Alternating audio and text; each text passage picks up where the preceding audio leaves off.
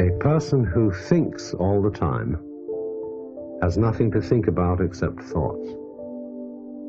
So, he loses touch with reality and lives in a world of illusions.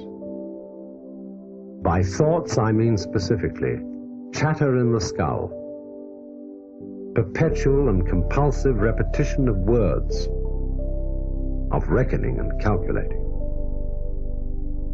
I'm not saying that thinking is bad.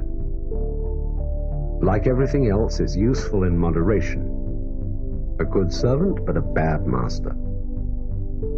And all so-called civilized peoples have increasingly become crazy and self-destructive because through excessive thinking they have lost touch with reality. That's to say, we confuse signs, words, numbers, symbols, and ideas with the real world.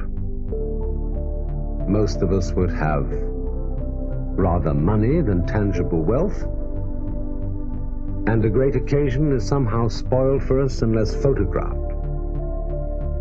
And to read about it the next day in the newspaper is oddly more fun for us than the original event. This is a disaster. For as a result of confusing the real world of nature with mere signs, such as bank balances and contracts, we are destroying nature.